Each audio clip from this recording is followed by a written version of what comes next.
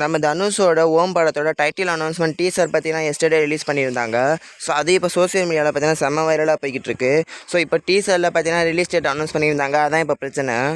ஏன்னா இவங்க விட்ட போஸ்டரில் பார்த்தீங்கன்னா அக்டோபர் 16 பார்த்தீங்கன்னா வரப்போகிறதா அனௌன்ஸ் பண்ணியிருந்தாங்க. ஸோ அக்டோபர் 16 பார்த்தீங்கன்னா ஒரு பார்த்தீங்கன்னா வீக்கெண்ட் தான். ஸோ வெள்ளி சனி ஞாயிறு. ஸோ அதுக்கடுத்து பார்த்தீங்கன்னா அப்படியே திங்கட்கிழமை அந்த ஆயுத பூஜை ஸ்டார்ட் ஆகுது. ஸோ பல்க்கு 5 நாள் லீவு. ஸோ இப்படி பல்க்கு 5 நாள் லீவ் கிடைக்கிறப்போ ஒரு கிளாஸ் இல்லாமலேயே பார்த்தீங்கன்னா படம் ரிலீஸ் ஆகும். கண்டிப்பாக பார்த்தீங்கன்னா கிளாஸ் நடக்க போகுது.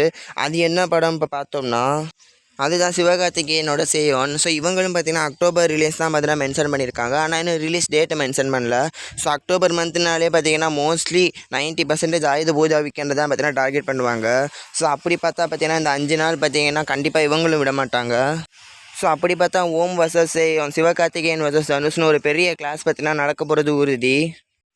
அதுலேயும் இந்த 2 ஆக்டர்ஸும் ஒன்றுக்கு ஒன்று சளைச்சவங்க கிடையாது. டேரக்டர்ஸும் பார்த்தீங்கன்னா சளைச்சவங்க கிடையாது. ஏன்னா இதுக்கு முன்னாடி பார்த்தீங்கன்னா நம்ம ராஜ்குமார் பெரியசாமி ஓம் படத்தோட டேரக்டர் பார்த்தீங்கன்னா அமரன் ஒரு பெரிய பிளாக் பஸ்டர் கொடுத்தவர். சேயோன் படத்தோட டேரக்டரும் பார்த்தீங்கன்னா ப்ரீவியஸாக தாய் கிழவின்னு ஒரு பெரிய பிளாக் பஸ்டர் கொடுத்த டேரக்டர் தான். ஸோ அதுலேயும் இந்த 2 படத்தோட கோஇன்சிடென்ட் பாருங்களேன். ரெண்டுமே பார்த்தீங்கன்னா காடை ரெப்ரசன்ட் பண்ணி இருக்க டைட்டில் வச்சுட்டு வர படம் தான் ஓம் சேயோன்னு.